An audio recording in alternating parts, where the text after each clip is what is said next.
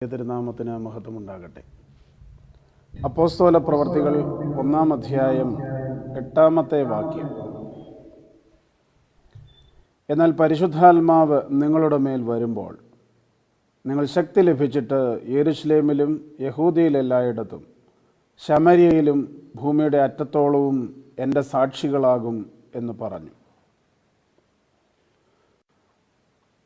വന്ദനായ IP അലക്സച്ചൻ, Secunderabad saint Andrews വലിയ പള്ളി ഇടവകയുടെ ട്രസ്റ്റി, സെക്രട്ടറി, കമ്മിറ്റി അംഗങ്ങളെ, ഇടവക ജനങ്ങളെ, ഈ വചന ശുശ്രൂഷയിൽ സംബന്ധിക്കുന്ന എല്ലാ വിശ്വാസികളുമേ, ഈ പാൻഡമിക് സിറ്റുവേഷനിൽ നമ്മുടെ ഇടവകയുടെ പെരുന്നാൾ കഴിഞ്ഞ വർഷങ്ങളിലേതുപോലെ ചടങ്ങുകളോടുകൂടി നടത്തുവാനായിട്ട് നമുക്ക് സാധിക്കുകയില്ല എന്നുള്ളതറിയാം.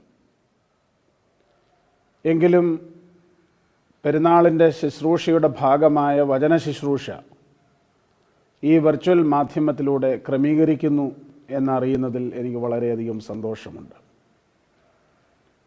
പെരുന്നാളിൻ്റെ എല്ലാ ശുശ്രൂഷകൾക്കും ചടങ്ങുകൾക്കും എല്ലാ ആശംസകളും പ്രാർത്ഥനകളും ഞാൻ അർപ്പിക്കുകയാണ്. ഈ വചന ശുശ്രൂഷയിലൂടെ വിശുദ്ധനായ അന്ത്രയോസിൻ്റെ ജീവിതത്തെ ധ്യാനിക്കുവാനും അദ്ദേഹത്തിൻ്റെ ജീവിതത്തിൽ നിന്ന് നമ്മുടെ ജീവിതത്തിലേക്ക് ചില കാര്യങ്ങൾ സ്വാംശീകരിക്കുവാനും ഇടയാകട്ടെ എന്ന് ഞാൻ ആമുഖമായിട്ട് പ്രാർത്ഥിക്കുകയാണ്.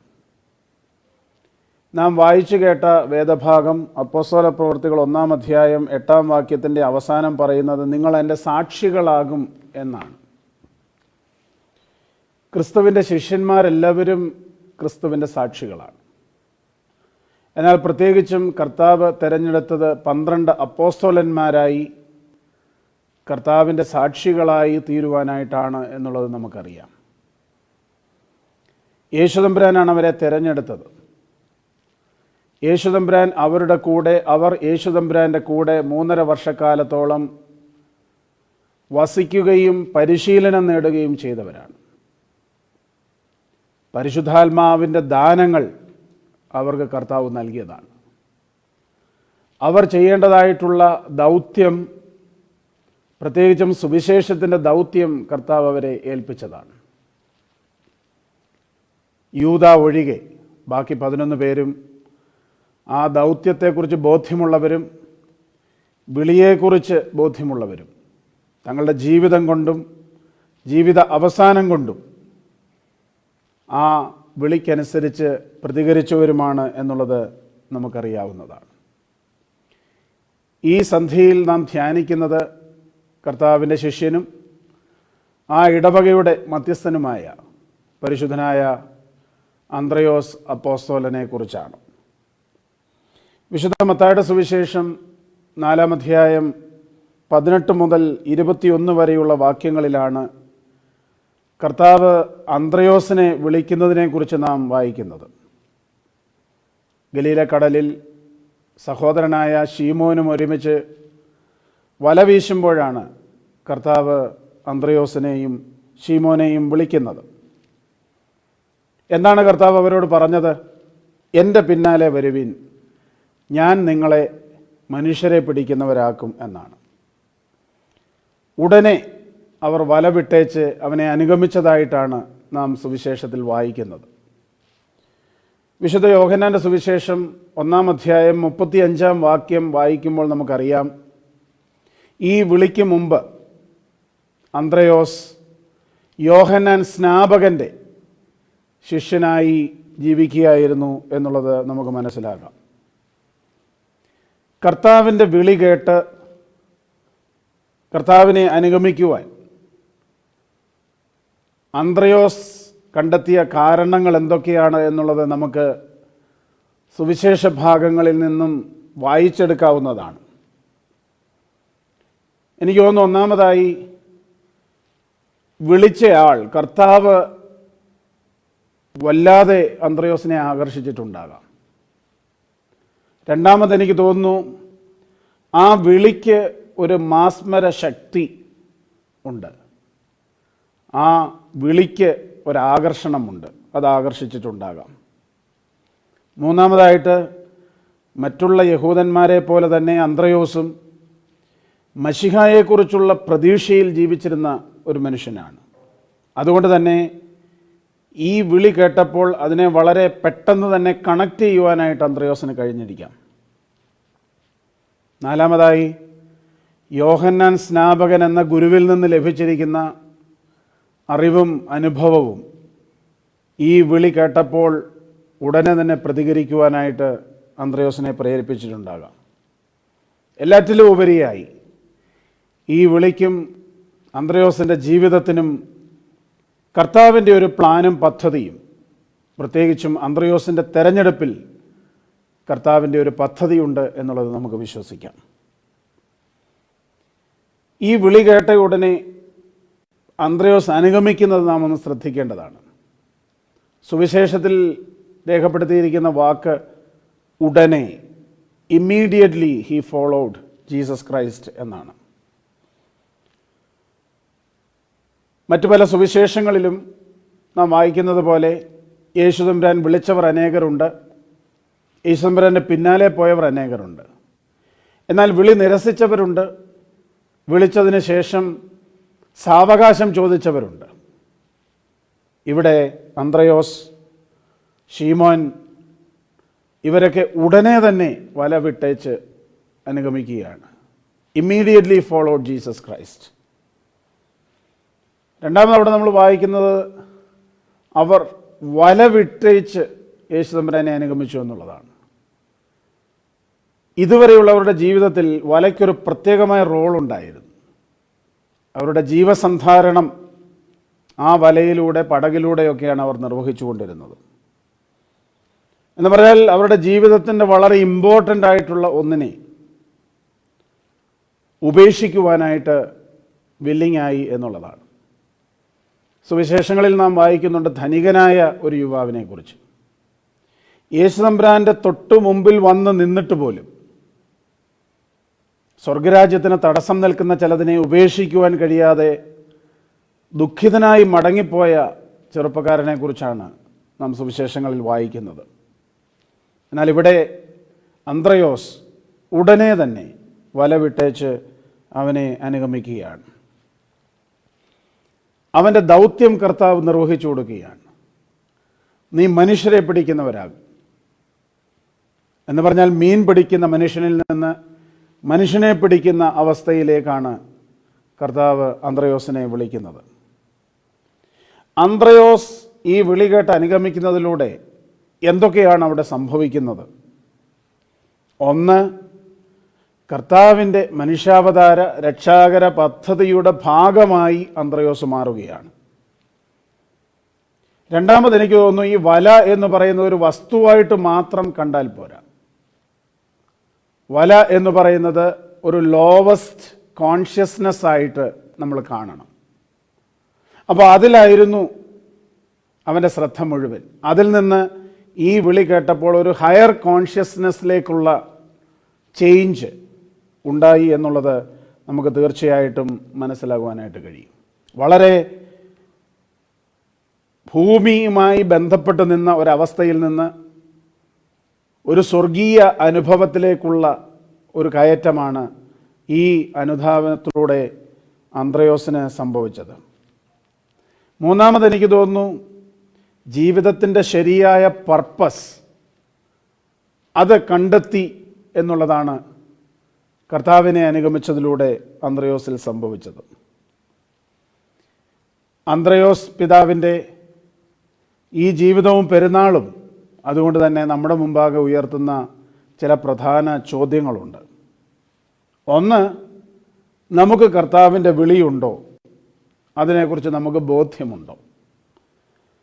രണ്ടാമത്, അന്ത്രയോസ് എങ്ങനെ വലയെന്ന് പറയുന്ന ഈ ലോവർ കോൺഷ്യസ്നെസ്സിൽ കേന്ദ്രീകൃതമായതിൽ നിന്ന് ഒരു ഹയർ കോൺഷ്യസ്നെസ്സിലേക്ക് ട്രാൻസ്ഫോം ചെയ്ത് മാറിയോ?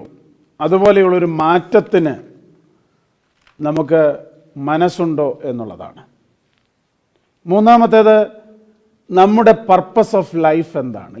നമ്മുടെ ലൈഫിൻ്റെ പർപ്പസ് എന്താണ്? നാലാമത്, നമ്മുടെ ജീവിതത്തിന് ഒരു മിഷൻ ഉണ്ടോ? ഉണ്ടെങ്കിൽ അതെന്താണ്? 5, കർത്താവിന് വേണ്ടിയും സ്വർഗരാജ്യത്തിന് വേണ്ടിയും ചില കാര്യങ്ങൾ ഉപേക്ഷിക്കുവാൻ നമ്മൾ തയ്യാറാണോ എന്നുള്ളതാണ്. ഈ മേൽപ്പറഞ്ഞ 4-5 ചോദ്യങ്ങൾക്ക് നാം കണ്ടെത്തുന്ന ഉത്തരങ്ങളുടെ അടിസ്ഥാനത്തിലിരിക്കും ഒരു സാധാരണ മനുഷ്യനിൽ നിന്നും ഒരു ക്രിസ്തുവിൻ്റെ ശിഷ്യത്വത്തിലേക്ക്, ഡിസൈപ്പിൾഷിപ്പിലേക്കുള്ള നമ്മുടെ യാത്രയുടെ ആഴവും പരപ്പും. മിക്കവാറും സൊസൈറ്റിയുടെ നോംസ് ഫോളോ ചെയ്യുന്നതിനും സ്റ്റാറ്റസ് കോ നിലനിർത്തി ജീവിക്കുന്നതിനുമാണ് ഭൂരിഭാഗം ആളുകളും ശ്രമിക്കാറുള്ളത്. ശരിക്കും നാം നമ്മോട് ചോദിക്കേണ്ട ഒരു ചോദ്യമുണ്ട്. അങ്ങനെ സൊസൈറ്റിയുടെ നോംസും സ്റ്റാറ്റസ് കോയും ഒക്കെ നിലനിർത്തുന്നതിന് വേണ്ടി മാത്രമാണോ നമ്മുടെ ജന്മവും ജീവിതവും? ഞാൻ പൂർണ്ണമായി വിശ്വസിക്കുന്നു, തീർച്ചയായും അല്ല. നമ്മുടെ ബോധവും വിചാരവും ഹൃദയവും ജീവിതവുമൊക്കെ ഉയരങ്ങളിലേക്ക് തീർച്ചയായും മാറേണ്ട സമയം അതിക്രമിച്ചിരിക്കുന്നു. അപ്പോൾ അങ്ങനെ ഒരു രൂപാന്തരത്തിലേക്ക് വരുമ്പോൾ നമ്മുടെ ജീവിതത്തിന് ഉണ്ടാകുന്ന ഒരു രൂപാന്തരമുണ്ട്. വേണമെങ്കിൽ അതിനെ ഒരു പർപ്പസ് ഡ്രിവൺ ലൈഫ് എന്ന് വേണമെങ്കിൽ, വളരെ ഫേമസ് ആയിട്ടുള്ള ഒരു പുസ്തകത്തിൻ്റെ തലക്കെട്ടാണത്, ദ പർപ്പസ് ഡ്രിവൺ ലൈഫ്. അപ്പോൾ അങ്ങനെ നമ്മുടെ ചിന്തയും ബോധവും വിചാരവുമൊക്കെ ഒരു ഹയർ ലെവലിലേക്ക് മാറുമ്പോൾ ആണ് നമ്മുടെ ജീവിതത്തിൻ്റെ പർപ്പസും മിഷനും കൃത്യമായി നമുക്ക് നിർവചിച്ചെടുക്കുവാനായിട്ട് കഴിയുന്നത് എന്നുള്ളത്. അതുകൊണ്ട് അന്ത്രയോസിൻ്റെ വിളിയും അന്ത്രയോസ് യേശു തമ്പുരാനെ അനുഗമിച്ചതിനെയും നമ്മുടെ ജീവിതവുമായിട്ട് ബന്ധിപ്പിക്കുമ്പോൾ അത്തരത്തിലുള്ള ഒരു പ്രോഗ്രഷൻ, ഒരു ഉയർച്ച നമ്മുടെ ജീവിതത്തിൽ സംഭവിക്കണമെന്നുള്ളതാണ് ഈ പെരുന്നാളും ജീവിതവും കൊണ്ട് നമ്മൾ ആഗ്രഹിക്കേണ്ടതും പ്രാർത്ഥിക്കേണ്ടതും എന്നാണ് എൻ്റെ ഒന്നാമത്തെ ചിന്ത. രണ്ടാമതായി, വിശുദ്ധ യോഹന്നാൻ്റെ സുവിശേഷം 1-ാം അധ്യായം 20-ാം വാക്യത്തിലും അതേ അധ്യായത്തിൻ്റെ 36-ാം വാക്യത്തിലും യോഹന്നാൻ സ്നാപകൻ യേശു തമ്പുരാനെ കണ്ടുകൊണ്ട് പ്രസ്താവിക്കുന്നുണ്ട്, ഇവനാണ് ദൈവത്തിൻ്റെ കുഞ്ഞാട് എന്ന്. പ്രത്യേകിച്ചും 1-ാം അധ്യായത്തിൻ്റെ 36 മുതലുള്ള വാക്യങ്ങളിൽ അന്ത്രയോസിൻ്റെ സവിശേഷതകൾ വെളിപ്പെട്ട് വരുന്നുണ്ട്. അവിടെ യോഹന്നാൻ്റെ പ്രസ്താവന യേശു തമ്പുരാൻ ദൈവത്തിൻ്റെ കുഞ്ഞാടാകുന്നു എന്നുള്ളതാണ്. ആ പ്രസ്താവന കേട്ട് കഴിഞ്ഞപ്പോൾ യോഹന്നാൻ സ്നാപകൻ്റെ 2 ശിഷ്യന്മാർ, അതിലൊരു ശിഷ്യൻ അന്ത്രയോസ് ആയിരുന്നു എന്നാണ് സുവിശേഷം രേഖപ്പെടുത്തുന്നത്, അവർ 2 പേരും യേശു തമ്പുരാനെ അനുഗമിക്കുകയാണ്. അപ്പോൾ യേശു തമ്പുരാനെ കുറിച്ചുള്ള യോഹന്നാൻ്റെ പ്രസ്താവന അന്ത്രയോസിനെ സംബന്ധിച്ചിടത്തോളം ഒരു ഇൻഫർമേഷനാണ്, ഒരറിവാണ്. ആ ഇൻഫർമേഷനാണ് യേശുവിനെ അനുഗമിക്കുവാനായി അന്ത്രയോസിനെ പ്രേരിപ്പിക്കുന്നത്. അങ്ങനെ അനുഗമിക്കുവാനുള്ള പ്രേരണ ചെന്നെത്തുന്നത് അവനോട് കൂടെ പാർക്കുന്ന ഒരവസ്ഥയിലാണ്. എന്ന് പറഞ്ഞാൽ അവനെ പേഴ്സണലായിട്ട് എക്സ്പീരിയൻസ് ചെയ്യുന്ന ഒരനുഭവത്തിലേക്ക് മാറുകയാണ്. അത്രയും സംഭവിച്ചു കഴിഞ്ഞപ്പോൾ അവർക്കുണ്ടായതാണ്, അന്ത്രയോസിനുണ്ടായതാണ് കൺഫർമേഷൻ എന്ന് ഞാൻ വിശ്വസിക്കുന്നു. അവർക്കത് ബോധ്യപ്പെട്ട ഒരു കാര്യമാണ്, ഇവൻ മശീഹയാണ്. നമ്മുടെ യാത്രകളൊക്കെ, പ്രത്യേകിച്ച് നമ്മുടെ സ്പിരിച്വൽ ജേർണിയൊക്കെ ആരംഭിച്ചിട്ടുള്ളത് ഇത്തരത്തിലുള്ള ഒരു ഇൻഫർമേഷനിൽ നിന്നാണ്. യേശു ക്രിസ്തുവിനെക്കുറിച്ച്, സ്വർഗത്തെക്കുറിച്ച്, സ്വർഗരാജ്യത്തെക്കുറിച്ച്, നിത്യജീവനെക്കുറിച്ചൊക്കെയുള്ള ഇൻഫർമേഷൻസ് നമുക്ക് ധാരാളമായിട്ടുണ്ട്. എന്നാൽ ഈ നിത്യജീവനിലേക്കുള്ള ഈ യാത്രയ്ക്കുള്ള ഒരു പ്രോഗ്രഷൻ സംഭവിക്കേണ്ടതാണ്. നാം ഇപ്പോഴും ആ ഇൻഫർമേഷൻ കളക്ട് ചെയ്ത് ജീവിക്കുന്നവരാണോ, അത് ആ പ്രോഗ്രഷനിൽ നമ്മൾ വന്നു ചേർന്നിട്ടുണ്ടോ എന്നുള്ളത് ആലോചിക്കേണ്ട ഒരു സമയമാണ്. അതിങ്ങനെ പോകുമെന്ന് വേണമെങ്കിൽ ഞാൻ പറയാം. ഇൻഫർമേഷൻ, മുമ്പേ പറഞ്ഞതുപോലെ അറിവ്, അവിടെ നിന്നും അതൊരു കൺഫർമേഷനിലേക്ക്, ഒരു ഉറപ്പിലേക്ക്, അതിൽ നിന്നും ഒരു കൺവിക്ഷനിലേക്ക്, എന്ന് പറഞ്ഞാൽ ഒരു ബോധ്യത്തിലേക്ക്. ആ ബോധ്യം സംഭവിച്ചു കഴിയുമ്പോൾ ഉണ്ടാകേണ്ടത് അടുത്ത സ്റ്റെപ്പ് ഒരു ഫോർമേഷനാണ്. എന്ന് പറഞ്ഞാൽ രൂപപ്പെടലാണ്. അവിടെ നിന്നും ഒരു ട്രാൻസ്ഫോർമേഷൻ ഉണ്ടാകണം, ഒരു പരിവർത്തനം ഉണ്ടാകണം. അതിനുശേഷം ഒരു ട്രാൻസ്ഫിഗറേഷൻ ഉണ്ടാകണം, ഒരു തേജോരൂപം ധരിക്കലുണ്ടാകണം. ഇതാണ് ഈ ആത്മീക യാത്രയുടെ പടികളെന്ന് ഞാൻ വിശ്വസിക്കുന്നു. അപ്പോൾ ഇൻഫർമേഷനിൽ നിന്ന് കൺഫർമേഷനിലേക്കും, കൺവിക്ഷനിലേക്കും, ഫോർമേഷനിലേക്കും, ട്രാൻസ്ഫോർമേഷനിലേക്കും, ട്രാൻസ്ഫിഗറിലേക്കും ഒക്കെയുള്ള ഒരു ജേർണിയാണ് സ്പിരിച്വൽ ജേർണി എന്നുള്ളത് നാം കണ്ടെത്തണം. ഞാൻ മുമ്പ് പറഞ്ഞതുപോലെ നമുക്ക് ധാരാളം ഇൻഫർമേഷൻസ് ഉണ്ട്. നാം സൺഡേ സ്കൂളിൽ അത് പഠിച്ചിട്ടുണ്ട്, വിശുദ്ധ വേദപുസ്തകം വായിക്കുമ്പോൾ പഠിക്കുന്നുണ്ട്, പ്രസംഗങ്ങളിലൂടെ അത് കേൾക്കുന്നുണ്ട്, ആരാധനാ മധ്യയിലുള്ള പ്രസംഗത്തിലൂടെയൊക്കെ നമുക്ക് ഇൻഫർമേഷൻസ് ലഭിക്കുന്നുണ്ട്. പക്ഷേ ഇൻഫർമേഷൻ ലഭിച്ചതിന് ശേഷമുള്ള ഒരു ജേർണി, അത് വളരെ പ്രധാനപ്പെട്ട, അത് നമ്മുടെ ജീവിതത്തിൽ സംഭവിക്കുന്നുണ്ടോ എന്നുള്ളത് നമ്മൾ കാര്യമായിട്ട് പരിഗണിക്കേണ്ടതായിട്ടുള്ള ഒന്നാണ്. അന്ത്രയോസിന് അത്തരത്തിലുള്ളൊരു പ്രോഗ്രഷനും ട്രാൻസ്ഫോർമേഷനും ട്രാൻസ്ഫിഗറേഷനും ഒക്കെ ഉണ്ടായി വിശുദ്ധനായി മാറിയതിൻ്റെ പ്രധാന റീസൺ എന്താണെന്ന് ചോദിച്ചാൽ അവനോടുകൂടെ പാർത്തു എന്നുള്ളതാണ്. അവനോടുകൂടെ പാർക്കുക എന്ന് പറയുന്നത് it is a personal experience. It is not just informations. അതൊരു പേഴ്സണൽ എക്സ്പീരിയൻസ് ആണ്. ആ പേഴ്സണൽ എക്സ്പീരിയൻസിൽ നിന്നാണ് കൺവിക്ഷൻ ഉണ്ടാകുന്നത്, ബോധ്യമുണ്ടാകുന്നത്. നമുക്ക് ഈ കൺവിക്ഷൻ ഉണ്ടോ എന്നുള്ളത് നാം നമ്മോട് ചോദിക്കണം. ദൈവമുണ്ട് എന്നുള്ളതൊരു ബിലീഫാണ്. വിശുദ്ധ വേദപുസ്തകം പറയുന്നു പിശാചും അങ്ങനെ വിശ്വസിക്കുന്നുണ്ട്, ദൈവമുണ്ട് എന്നുള്ളത്. പക്ഷേ ആ ബിലീഫിൽ നിന്ന്, ആ ഇൻഫർമേഷനിൽ നിന്ന് നമുക്കൊരു പേഴ്സണൽ എക്സ്പീരിയൻസിൻ്റെ തലത്തിലേക്ക് വരുവാനായിട്ട് സാധിക്കണം. അത് ഈസി ആയിട്ടുള്ള ഒന്നല്ല. അന്ത്രയോസ് യേശു തമ്പുരാനെ അനുഗമിച്ചതും അവനോടുകൂടെ പാർത്തതും ആ പേഴ്സണൽ എക്സ്പീരിയൻസ് കൊണ്ടാണ്. അതാണ് അവിടെ സംഭവിച്ചത്. ആ പേഴ്സണൽ എക്സ്പീരിയൻസ് കഴിഞ്ഞപ്പോഴാണ് കൺവിക്ഷനായിട്ട് അത് രൂപപ്പെട്ടത്. നാം നമ്മോട് ചോദിച്ചു നോക്കുക, ആ കൺവിക്ഷനിലേക്ക്, ആ എക്സ്പീരിയൻസിലേക്ക് ഇനി എത്ര ദൂരം നാം സഞ്ചരിക്കുവാനായിട്ടുണ്ട്? വിശുദ്ധന്മാരുടെയും ശുദ്ധിമതികളുടെയും പെരുന്നാളുകളൊക്കെ ആഘോഷിക്കുമ്പോൾ നമ്മെ ഓർമ്മിപ്പിക്കുന്നത് അതാണ്. ഇത് സാധ്യമാണ് എന്നുള്ളതാണ്. നമ്മെ പ്രേരിപ്പിക്കുന്നത് അതാണ്. എന്തിനു വേണ്ടി? ഇത്തരത്തിലുള്ള ഒരു ആത്മീക യാത്രയ്ക്കുള്ള പ്രേരണയാണ് ഈ പെരുന്നാളുകൾ നമുക്ക് നൽകിക്കൊണ്ടിരിക്കുന്നത്. മൂന്നാമതായിട്ട് അന്ത്രയോസ് കൺവിൻസ്ഡായി. കൺവിൻസ്ഡായി കഴിഞ്ഞാൽ ചെയ്യുന്ന അടുത്ത കാര്യം എന്നാണ്? നമ്മളവിടെ വായിക്കുന്നുണ്ട് വിശുദ്ധ യോഹന്നാന്റെ സുവിശേഷം 1-ാം അധ്യായത്തിൻ്റെ 41-42 വാക്യങ്ങളിൽ. ഇവൻ മശിഹായാണെന്ന് ബോധ്യപ്പെട്ട് കഴിഞ്ഞതിന് ശേഷം ആദ്യമായിട്ട് അന്ത്രയോസ് കാണുന്നത് തൻ്റെ സ്വന്തം സഹോദരനായ ശീമോനെയാണ്. അവിടെയും തനിക്ക് സംഭവിച്ചതുപോലെയുള്ള ഒരു ജേർണിക്ക്, ഒരു ആത്മീക യാത്രയ്ക്കുള്ള ഒരു ഇൻസ്പിറേഷൻ അന്ത്രയോസ് ശീമോന് നൽകുന്നുണ്ട്. അന്ത്രയോസ് ശീമോനോട് പറയുകയാണ്, ഞങ്ങൾ മശിഹായെ കണ്ടെത്തിയിരിക്കുന്നു. അത് പത്രോസിന് അല്ലെങ്കിൽ ശീമോനെ സംബന്ധിച്ചിടത്തോളം അതൊരു ഇൻഫർമേഷനാണ്. അവിടെ ശീമോൻ യാത്ര ആരംഭിക്കുകയാണ്. പക്ഷേ ഇവിടെ ഒരു പ്രത്യേകതയുണ്ട്. കൺവിൻസ്ഡ് ആയിട്ടുള്ള അന്ത്രയോസ് ശീമോനെ യേശു തമ്പുരാൻ്റെ സന്നിധിയിലേക്ക് കൊണ്ടുവരികയാണ്. ഇതിൻ്റെ പേരാണ് മിഷൻ എന്ന് പറയുന്നത്. യേശു തമ്പുരാൻ്റെ ശിഷ്യരാക്കുക, യേശു തമ്പുരാൻ്റെ സന്നിധിയിലേക്ക് മറ്റുള്ളവരെ കൊണ്ടുവരിക എന്നുള്ളതാണ്. യേശു തമ്പുരാൻ ശീമോനെ കണ്ടപ്പോൾ പറയുന്നുണ്ട്, നീ ശീമോനാണ്, പക്ഷേ ഇനി മുതൽ നിൻ്റെ പേര് കേഫ എന്നാകും, അഥവാ പത്രോസ് എന്നാകും.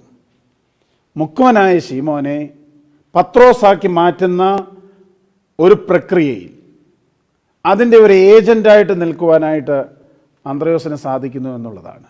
എനിക്ക് തോന്നുന്നു എല്ലാ നമ്മുടെ സഭയുടെ മിഷൻ്റെയും പ്രധാനമായിട്ടുള്ള ലക്ഷ്യം അതാണ്. We will become an agent of transformation. അപ്പോൾ നമുക്ക് പ്രധാനമായിട്ടുള്ള ദൗത്യം അന്ത്രയോസ് ശീമോനെ കർത്താവിൻ്റെ മുമ്പാകെ കൊണ്ടുവന്ന പോലെ, അവൻ്റെ ശിഷ്യനാക്കിയതുപോലെയുള്ള ഒരു ദൗത്യമാണ് നമ്മെ കർത്താവ് ഏൽപ്പിച്ചിരിക്കുന്നത്. എന്നാൽ നാം അതെന്തുകൊണ്ട് പൂർണ്ണമായി ചെയ്യുന്നില്ല എന്ന് ചോദിച്ചാൽ എനിക്ക് തോന്നുന്നു നാം ഇപ്പോഴും ഇൻഫർമേഷൻ പാർട്ടിൽ നിൽക്കുന്നേ ഉള്ളൂ. കൺവിക്ഷനിലേക്ക് നാം ആയിട്ടില്ല, ബോധ്യത്തിലേക്ക് നമുക്കായിട്ടില്ല. രണ്ട് തരത്തിലുള്ള മിഷനാണ് കർത്താവ് നമ്മെ ഏൽപ്പിച്ചിരിക്കുന്നത്. ഒന്നാമത്തേത് ഇൻറ്റേർണൽ മിഷനാണ്. നഷ്ടപ്പെട്ടു പോയ ഇസ്രയേൽക്കാരെ കണ്ടെത്തുവാനായിട്ടുള്ള, ദ ലോസ്റ്റ് ഷീപ്പിനെ കണ്ടെത്തുവാനായിട്ടുള്ള ഒരു ഇൻറ്റേർണൽ മിഷൻ നമ്മെ ഏൽപ്പിച്ചിട്ടുണ്ട്. രണ്ടാമത്തേത് ഒരു എക്സ്റ്റേണൽ മിഷനുണ്ട്. അതിനെ വേണമെങ്കിൽ ലാസ്റ്റ് കമ്മീഷൻ ഓഫ് ക്രൈസ്റ്റ് എന്ന് വേണമെങ്കിൽ നമുക്ക് പറയാം. നിങ്ങൾ ലോകത്തിൻ്റെ അതിർത്തികളോളം പോയി സകലരെയും എൻ്റെ ശിഷ്യരാക്കിക്കൊള്ളുവീൻ എന്നാണ് പറയുന്നത്. അന്ത്രയോസ് ഇത് രണ്ടും ചെയ്തയാളാണ്. പക്ഷേ അത് ചെയ്യുവാനായിട്ടുള്ള കാരണം, ഞാൻ പല പ്രാവശ്യം ആ വാക്ക് പറഞ്ഞു, കൺവിക്ഷൻ, ബോധ്യമാണ്. ഈ ബോധ്യമില്ലാതെ നമുക്ക് ഈ ശുശ്രൂഷ ചെയ്യുവാനായിട്ട് സാധിക്കുകയില്ല. അതുകൊണ്ട് തന്നെ മിഷനെക്കുറിച്ചുള്ള നമ്മുടെ കൺസെപ്റ്റിൽ പ്രശ്നമുണ്ട്. മിഷന് വേണ്ടി നമ്മൾ എന്ത് ചെയ്യുന്നു എന്ന് ചോദിച്ചാൽ പല ആളുകളും പറയാറുണ്ട്, ഞങ്ങൾ പല കാര്യങ്ങൾ ചെയ്യുന്നുണ്ട് എന്ന്. എന്താ ചെയ്യുന്നത്? ഞാൻ ജനറലൈസ് ചെയ്യുന്നില്ല, എങ്കിലും ഭൂരിപക്ഷം ആളുകളും ചെയ്യുന്നത് മിഷൻ സൺഡേയിൽ, ആരാധനാ മധ്യയിൽ പുരോഹിതൻ പ്രാർത്ഥിക്കുന്ന പ്രാർത്ഥനയ്ക്ക് ഒരു ആമേൻ പറയുന്നുണ്ട്. മിഷൻ സൺഡേയുടെ കവർ കളക്ഷൻ, അതും എത്ര ശതമാനം ആളുകൾ അതിന് സംഭാവനകൾ നൽകുന്നുണ്ട് എന്ന് എനിക്കറിയില്ല. ആ കവർ കളക്ഷനിൽ പാർട്ടിസിപ്പേറ്റ് ചെയ്യുന്നുണ്ട്. ഇനി ഹൈദരാബാദ്, സെക്കൻഡറാബാദ് റീജിയനെ സംബന്ധിച്ച് പറഞ്ഞാൽ, യാച്ചാരം എന്ന് പറയുന്ന ഒരു മിഷൻ സെൻറ്ററുമായിട്ട് അല്പമൊക്കെ കുറച്ച് ആളുകൾ സഹകരിച്ച് പ്രവർത്തിക്കുന്നുണ്ട്. ബാംഗ്ലൂർ ഭദ്രാസനത്തിൻ്റെ ഏലൂർ മിഷൻ സെൻറ്ററിനെ കുറിച്ച് പറഞ്ഞാലോ, ഞാൻ പറയും കുറേയധികം ആളുകൾ അതിനെക്കുറിച്ച് സംസാരിക്കുന്നുണ്ട്. ഇതിനങ്ങേപ്പുറത്തേക്ക് ഈ മിഷനെക്കുറിച്ചുള്ള നമ്മുടെ ബോധ്യം എന്താണ്? നാം എന്താണ് ചെയ്യുന്നത്? ഒരാളെയെങ്കിലും കൺവിൻസ് ചെയ്യുവാനായിട്ട് നമുക്ക് സാധിക്കുന്നുണ്ടോ? പക്ഷേ ഞാൻ പറയുന്നു, വലിയ വിപ്ലവങ്ങളൊന്നും സൃഷ്ടിച്ചില്ല എങ്കിലും ഏറ്റവും കുറഞ്ഞത് മലങ്കര സഭയെ മുഴുവനായി കണ്ടാൽ, ഈ മലങ്കര സഭയിൽ ഇപ്പോഴുള്ള ആടുകളെ നഷ്ടപ്പെടാതിരിക്കുവാനായിട്ടുള്ള ചില കാര്യങ്ങളെങ്കിലും ചെയ്യുവാൻ കഴിയുമോ? ഇനി അതിനും കഴിയുന്നില്ലെങ്കിൽ, ബാംഗ്ലൂർ ഭദ്രാസനത്തിലെ അംഗങ്ങൾ എന്നുള്ള നിലയിൽ ബാംഗ്ലൂർ ഭദ്രാസനത്തിലെ ആടുകളെ നഷ്ടപ്പെടാതിരിക്കുവാനായിട്ടെങ്കിലും എന്തെങ്കിലും ചെയ്യുവാനായിട്ട് കഴിയുമോ? ഇനി അതിനും കഴിയുന്നില്ല എങ്കിൽ, സെക്കൻഡറാബാദ് സെൻറ് ആൻഡ്രൂസ് വലിയ പള്ളിയിലെ ആടുകളെയും ആളുകളെയും നഷ്ടപ്പെടാതിരിക്കുവാൻ എനിക്കെന്ത് ചെയ്യുവാൻ കഴിയുമെന്ന് ചോദിക്കാമോ?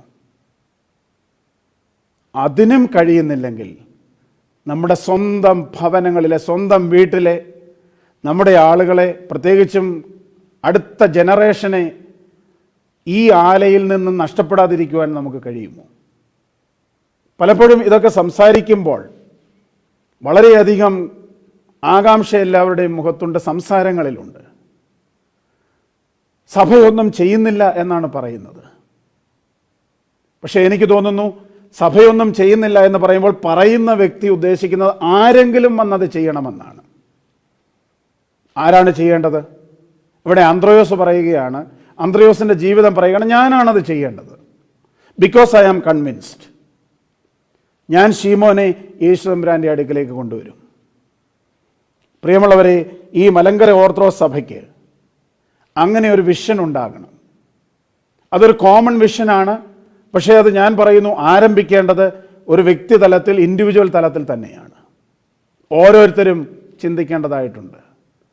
ഒരാളെയെങ്കിലും, ഏറ്റവും കുറഞ്ഞത് ഒരാളെയെങ്കിലും യേശു തമ്പുരാൻ്റെ സന്നിധിയിലേക്ക് കൊണ്ടുവരത്തക്കവണ്ണമുള്ള ഒരു മിഷൻ നമുക്ക് ഉണ്ടാകണം എന്നുള്ളത് വളരെ നിർഭാഗ്യകരമാണ്. ഇന്ന് നമുക്ക് നമ്മുടെ സഭയുമായിട്ടുള്ള ബന്ധത്തിൽ ഞാൻ പറയുന്നു, നമുക്ക് പള്ളി ഭക്തരുണ്ട്. അവർക്ക് അവരുടെ പള്ളിയാണ് ഏറ്റവും പ്രധാനപ്പെട്ട കാര്യം. അത് വേണ്ട എന്ന് ഞാൻ പറയുന്നില്ല. പള്ളി ഭക്തരാണ്. രണ്ടാമത്തേത് സമുദായ ഭക്തരുണ്ട്. അതിനെ വേണമെങ്കിൽ സഭാഭക്തരെന്ന് വേണമെങ്കിൽ, സഭ എന്ന് പറയുന്നത് അതിൻ്റെ സാക്രമെൻ്റൽ സൈഡുണ്ട്, അതിൻ്റെ അഡ്മിനിസ്ട്രേറ്റീവ് സമുദായ തലമുണ്ട്. അതിൽ തന്നെ സമുദായ ഭക്തരുണ്ട്. ഇപ്പം നടക്കുന്ന എല്ലാ കാര്യങ്ങളിലും വളരെ ആക്റ്റീവായിട്ട് ഇൻവോൾവ് ആയിട്ടുള്ള, വളരെ സജീവമായ ചർച്ചകളിൽ പങ്കെടുക്കുന്നവരെയൊക്കെ ഞാൻ ശ്രദ്ധിക്കാറുണ്ട്. അവരെ സമുദായ ഭക്തരെന്ന് ഞാൻ പറയട്ടെ. അതും തെറ്റൊന്നുമല്ല. അപ്പോൾ പള്ളി ഭക്തരുണ്ട്, സമുദായ ഭക്തരുണ്ട്, അല്ലെങ്കിൽ സഭാഭക്തരുണ്ട്. എൻ്റെ പ്രധാന ചോദ്യം, ദൈവഭക്തരുണ്ടോ എന്നുള്ളതാണ്. ദൈവഭക്തി നഷ്ടപ്പെട്ടു പോകുന്നു. അവിടെയാണ് നമുക്ക് കൺവിക്ഷൻ ഇല്ലാത്തതിൻ്റെ പ്രശ്നമാണ്. ആ കൺവിക്ഷൻ ഇല്ലാതെയും ദൈവഭക്തി ഇല്ലാതെയും നമുക്കൊരിക്കലും ഒരാളെയും കർത്താവിൻ്റെ ശിഷ്യത്വത്തിലേക്ക് കൊണ്ടുവരുവാനായിട്ട് കഴിയുകയില്ല. അന്ത്രയോസ് അന്ത്രയോസിൻ്റെ ജീവിതവും ഈ പെരുന്നാളും നമ്മുടെ മുമ്പാകെ ഉയർത്തുന്ന വലിയൊരു വെല്ലുവിളിയാണ്. അന്ത്രയോസ് പത്രോസിനെ മാത്രമൊന്നുമല്ല, അദ്ദേഹത്തിൻ്റെ ജീവിതത്തിൻ്റെ ചരിത്രം പരിശോധിച്ചാലറിയാം, പെന്തക്കോസ്തിക്ക് ശേഷം ധാരാളം ആളുകളെ കർത്താവിങ്കിലേക്ക് കൊണ്ടുവന്ന, മറ്റുള്ള എല്ലാ ശിഷ്യന്മാരെ പോലെ തന്നെ അവസാനം ക്രൂശിതനായി മരിക്കുകയാണ്. എക്സ് ക്രോസിൽ മരിച്ചു എന്നാണ് പറയുന്നത്. ആ ഒരു ജീവിതത്തിൻ്റെ ദർശനം, അത് ചെയ്യണമെന്നുള്ളൊരു ആഗ്രഹം ഈ ജീവിതവും പെരുന്നാളും നമുക്ക് നൽകണമെന്നാണ് എൻ്റെ പ്രാർത്ഥന. മറ്റൊരു കാര്യം നമ്മൾ വായിക്കുന്നത് വിശുദ്ധ യോഹന്നാൻ്റെ സുവിശേഷം 6-ാം അധ്യായം 1 മുതലുള്ള വാക്യങ്ങളിലാണ്. 5 അപ്പം കൊണ്ട് 5000 പേരെ പോഷിപ്പിക്കുന്ന സംഭവമാണ് അവിടെ. ഇത്രയും പുരുഷാരത്തിന് ഒരപ്പം വെച്ച് കൊടുക്കുവാനായിട്ട് പണം തികയുകയില്ല എന്ന ഫിലിപ്പോസിൻ്റെ ഒരു പ്രസ്താവന അവിടെയുണ്ട്. അപ്പോഴാണ് അന്ത്രയോസ് പറയുന്നത്, ഇവിടെ ഒരു ബാലകനുണ്ട്, അവൻ്റെ പക്കൽ 5 അപ്പവും 2 മീനുമുണ്ട് എന്നുള്ളത്. കൂട്ടത്തിലൊരു സംശയം കൂടെ പറഞ്ഞു, എങ്കിലും ഇത്ര പേർക്ക് അത് എന്ത് ചെയ്യാനാണ്? അന്ത്രയോസ് കണ്ടെത്തിയ ബാലകൻ്റെ കയ്യിലെ 5 അപ്പവും 2 മീനുമാണ് കർത്താവ് വർദ്ധിപ്പിച്ച് 5000-ലധികം പേർക്ക് തൃപ്തി നൽകിയതും 12 കുട്ട മിച്ചം വെച്ചതും. അന്ത്രയോസിൻ്റെ അന്വേഷണം, കണ്ടെത്തൽ, കൂട്ടിക്കൊണ്ടുവരൽ, ഇതൊക്കെ ഇവിടെയും നമുക്ക് കാണുവാനായിട്ട് കഴിയും. ഒരു സമൂഹത്തിൻ്റെ അപ്പോഴവിടെ ഉണ്ടായിരുന്ന 5000-ലധികം ആളുകളുടെ വിശപ്പടക്കുവാനായിട്ട് ഒരുപക്ഷെ അന്ത്രയോസിന് കഴിയില്ലായിരിക്കാം. എന്നാൽ അതിന് കഴിവുള്ളവനായ കർത്താവിൻ്റെ മുമ്പാകെ ആ ബാലനെയും അവൻ്റെ കയ്യിലിരിക്കുന്ന 5 അപ്പത്തെയും 2 മീനിനെയും കൊണ്ടുവരുവാൻ കഴിഞ്ഞു എന്നുള്ളതാണ് അന്ത്രയോസിൻ്റെ അവിടുത്തെ ദൗത്യവും റോളും. എനിക്ക് തോന്നുന്നു അന്ത്രയോസിന് അതിന് കഴിഞ്ഞതിന് കാരണങ്ങൾ താഴെ പറയുന്നവയാണ്. ഒന്ന്, ജനത്തിന് വിശപ്പുണ്ട് എന്നുള്ള അറിവും ബോധ്യവുമാണ്. അതുകൊണ്ട് തന്നെ അന്ത്രയോസിന് അത് ചെയ്യാതിരിക്കാൻ കഴിയുകയില്ല. രണ്ടാമത്തേത്, വിശക്കുന്ന ജനത്തെക്കുറിച്ച് കർത്താവിന് കൺസേൺഡ് ആണ് എന്നുള്ള ഒരു ബോധ്യം അന്ത്രയോസിനുണ്ട്. മൂന്നാമത്തേത്, കർത്താവ് അത് ആഗ്രഹിക്കുന്നുണ്ടെങ്കിൽ അത് നടത്തിക്കൊടുത്തേണ്ട ഉത്തരവാദിത്വത്തിലേക്കാണ് എന്നെ വിളിച്ചിരിക്കുന്നത് എന്ന അന്ത്രയോസിനൊരു ബോധ്യമുണ്ട്. നാലാമത്, അല്പമേ ഉള്ളൂവെങ്കിലും അത് കർത്താവിൻ്റെ സന്നിധിയിൽ സമർപ്പിച്ചാൽ അതിനെ വർദ്ധിപ്പിച്ച് ഈ ജനത്തെ മുഴുവൻ തൃപ്തിപ്പെടുത്തുവാൻ കർത്താവിന് കഴിയുമെന്നുള്ള ആഴമായ വിശ്വാസം അന്ത്രയോസിനുണ്ട്. പ്രിയമുള്ളവരെ, മറ്റുള്ളവരുടെ വിശപ്പും ആവശ്യങ്ങളുമൊക്കെ നമ്മുടേതായിട്ട് മാറുന്നത് ഈ മേൽപ്പറഞ്ഞ കാരണങ്ങൾ കൊണ്ടൊക്കെയാണ്. മറ്റ് സുവിശേഷങ്ങളിലൊക്കെ പറയുന്ന പോലെ ശിഷ്യന്മാർ ആദ്യം ഒരു ശ്രമം നടത്തുന്നുണ്ട്, വിശപ്പുള്ള ഈ ജനത്തെ പട്ടിണിയായി അവരുടെ വീടുകളിലേക്ക് പറഞ്ഞു വിടുവാൻ. ഈസി സൊല്യൂഷനാണത്, പ്രശ്നം ഒഴിവാക്കുകയാണത്. ഈ വലിയ റിസ്ക് എടുക്കുവാനായിട്ട് ഞങ്ങൾ വില്ലിങ് അല്ല എന്ന് പറഞ്ഞ് കർത്താവിനെ സമീപിക്കുകയാണ്. പക്ഷേ കർത്താവ് അവർക്ക് ദൗത്യം കൊടുക്കുകയാണ്. ഇവിടെയാണ് അന്ത്രയോസും മറ്റുള്ള ആളുകളും അന്വേഷണം ആരംഭിക്കുന്നത്. ഇവിടെയാണ് ക്രിസ്ത്യൻ ഡിസൈപ്പിൾഷിപ്പിൻ്റെ റെസ്പോൺസിബിലിറ്റി നമുക്ക് വ്യക്തമാകുന്നത്. അത് ബോധ്യമായി കഴിയുമ്പോഴാണ് അന്വേഷണം ആരംഭിക്കുന്നത്. മനുഷ്യൻ്റെ ആവശ്യങ്ങളിൽ, അവൻ്റെ വിശപ്പിൽ ഇടപെടുവാനായിട്ടുള്ള ക്രിസ്ത്യൻ ഡിസൈപ്പിൾഷിപ്പിൻ്റെ ആ ഒരു വലിയ ദൗത്യം ബോധ്യപ്പെട്ടതുകൊണ്ടാണ് അന്ത്രയോസ് അങ്ങനെ ചെയ്തത് എന്ന് നമുക്ക് വിശ്വസിക്കാം. കർത്താവ് അത്ഭുതം പ്രവർത്തിച്ചു, ഇവിടെ 5 അപ്പം വർദ്ധിപ്പിച്ചത്. പക്ഷേ അതിൻ്റെ കൂടെ തന്നെ 2 അത്ഭുതങ്ങൾ കൂടി അവിടെ നടന്നു എന്നാണ് എൻ്റെ വിചാരം. ഒന്ന്, അന്ത്രയോസ് അതിൻ്റെ പിന്നാലെ ഒരു അന്വേഷണവുമായി പോയി എന്നുള്ളത് ഒരു അത്ഭുതം തന്നെയാണ്. രണ്ടാമത്തേത്, അവിടെ ഉണ്ടായിരുന്ന ബാലകൻ തൻ്റെ കയ്യിലുണ്ടായിരുന്ന 5 അപ്പവും 2 മീനും കർത്താവിന് സമർപ്പിച്ചു എന്നുള്ളതും ഒരു അത്ഭുതമായിട്ടാണ് ഞാൻ കാണുന്നത്. അപ്പോൾ ഈ അത്ഭുതങ്ങൾ എല്ലാവരും കൂടെ ചേരുമ്പോഴാണ്, അതുകൊണ്ടാണ് ഒരു place of scarcity became A place of plenty. അവിടെ അതാണ് അത്ഭുതമെന്ന് പറയുന്നത്. നമ്മുടെ കൺസേൺസും ബോധ്യങ്ങളും ഒക്കെ, അതിനോടുള്ള നമ്മുടെ പ്രതികരണം ഒക്കെയാണ് നമ്മുടെ ജീവിതത്തിൽ അത്ഭുതങ്ങൾ കൊണ്ടുവരുന്നത്. അന്ത്രയോസ് അത്തരത്തിലുള്ള ഒരു അത്ഭുതത്തിൻ്റെ ഭാഗമായി നിൽക്കുവാനായിട്ട് അന്ത്രയോസിന് കഴിയുകയാണ്. പ്രിയമുള്ളവരെ, ഞാൻ എൻ്റെ വാക്കുകളെ ഇവിടെ അവസാനിപ്പിക്കട്ടെ. അന്ത്രയോസ് നമ്മുടെ മുമ്പാകെ തുറന്നു വെക്കുന്നത് അനുഭവത്തിൻ്റെ പാഠങ്ങളാണ്. 4 കാര്യങ്ങളാണ് പ്രധാനമായിട്ടും പറയുവാനായിട്ട് ശ്രമിച്ചത്. ഒന്നാമത്തേത്, കർത്താവിൻ്റെ വിളി കേട്ട് ജീവിതത്തിൻ്റെ പർപ്പസ് കണ്ടെത്തിയ അന്ത്രയോസ്. രണ്ടാമത്തേത്, കർത്താവിൻ്റെ കൂടെ വസിച്ച് ഒരു പേഴ്സണൽ എക്സ്പീരിയൻസ് ഉണ്ടായി കൺവിക്ഷനിലേക്ക് നയിക്കപ്പെട്ട അന്ത്രയോസ്. മൂന്നാമത്തേത്, തൻ്റെ കൺവിക്ഷനെ തൻ്റെ ദൗത്യമായി രൂപപ്പെടുത്തി ശീമോനെ കർത്താവിൻ്റെ മുമ്പിൽ എത്തിക്കുവാനായിട്ട് പരിശ്രമിച്ച അന്ത്രയോസ്. നാലാമതായി, മറ്റുള്ളവരുടെ വിശപ്പടക്കുവാൻ എന്ത് ചെയ്യണമെന്ന് അന്വേഷണം നടത്തി അതിന് ഒരു റിസൾട്ട് കൊണ്ടുവരുവാനായിട്ട് ആഗ്രഹിക്കുകയും പരിശ്രമിക്കുകയും ചെയ്ത അന്ത്രയോസ്. ഈ പെരുന്നാൾ ഈ 4 കാര്യങ്ങളിൽ ഏതിലെങ്കിലുമൊക്കെ നമുക്ക് ചില ചിന്തകൾ പകരട്ടെ എന്ന് ഞാൻ ആഗ്രഹിക്കുകയാണ്. ചില ചലനങ്ങളെങ്കിലും നമ്മുടെ ജീവിതത്തിൽ ഉണ്ടാക്കട്ടെ. പലപ്പോഴും പ്രസംഗങ്ങളൊക്കെ കഴിയുമ്പോൾ നല്ല പ്രസംഗമായിരുന്നു, അല്ലെങ്കിൽ പ്രസംഗം അത്ര നല്ലതല്ലായിരുന്നു എന്നുള്ള കമൻറ്റുകളൊക്കെ അവസാനിപ്പിച്ച് പ്രസംഗങ്ങൾ തീരുന്ന ഒരു രീതിയാണ് കണ്ടിട്ടുള്ളത്. ഞാൻ ഈ പറഞ്ഞ 4 കാര്യങ്ങളിൽ ഏതെങ്കിലും ഒന്നിലെങ്കിലും എൻ്റെ ചിന്തയിലും എൻ്റെ ജീവിതത്തിലും ഒരു ചലനം സൃഷ്ടിക്കുവാൻ കർത്താവെ ഇടയാക്കണമേ എന്ന് ഈ സന്ധ്യയിൽ നമുക്ക് പ്രാർത്ഥിക്കാം. ഒരിക്കൽ കൂടി ഞാൻ എൻ്റെ എല്ലാ പ്രാർത്ഥന ആശംസകളും പെരുന്നാൾ ചടങ്ങുകൾക്ക് നേരുകയാണ്. ഒന്നിനായ IP അലക്സ് അച്ഛൻ ഈ ഭദ്രാസനത്തിലെ സഹോദര വൈദികനാണ്. അദ്ദേഹം എൻ്റെ ക്ലാസ്മേറ്റ് കൂടെയാണ്. വളരെയധികം സന്തോഷമുണ്ട് അച്ഛൻ്റെ നേതൃത്വത്തിൽ ആ ദേവാലയം ഭംഗിയായി വളരുന്നു എന്ന് കാണുന്നതിൽ. പ്രത്യേകിച്ചും പെരുന്നാളിൻ്റെ ചടങ്ങുകളിൽ നിങ്ങളോടൊപ്പം ഫിസിക്കലി പാർട്ടിസിപ്പേറ്റ് ചെയ്യുവാനായിട്ട് കഴിയുന്നില്ലെങ്കിലും എൻ്റെ എല്ലാ സ്പിരിച്വൽ ഇമോഷണൽ പാർട്ടിസിപ്പേഷൻ തീർച്ചയായിട്ടും ഉണ്ടാകും. നിങ്ങളെല്ലാവരെയും ദൈവം അനുഗ്രഹിക്കട്ടെ. ഈ പെരുന്നാൾ ഏറ്റവും ഭംഗിയായിട്ട് മാറട്ടെ. നമ്മുടെ പള്ളിയുടെ സമീപത്തുള്ള മാർത്തോമ ഇടവകയോടും അതിലെ വികാരിയച്ഛനോടും ചുമതലക്കാരോടും കൂടെ ഞാൻ എൻ്റെ സ്നേഹവും പ്രാർത്ഥനയും അറിയിക്കുകയാണ്. അവരെയും ദൈവമായ കർത്താവ് കരുതി വഴി നടത്തട്ടെ എന്ന് പ്രാർത്ഥിക്കുന്നു. എല്ലാവർക്കും കർത്താവിൻ്റെ നാമത്തിൽ സ്നേഹവന്ദനങ്ങൾ അർപ്പിച്ച് പരിശുദ്ധനായ അന്ത്രയോസ് അപ്പോസ്തോലൻ്റെ മധ്യസ്ഥതയിൽ അഭയം പ്രാപിച്ച് എൻ്റെ വാക്കുകളെ ചുരുക്കുന്നു.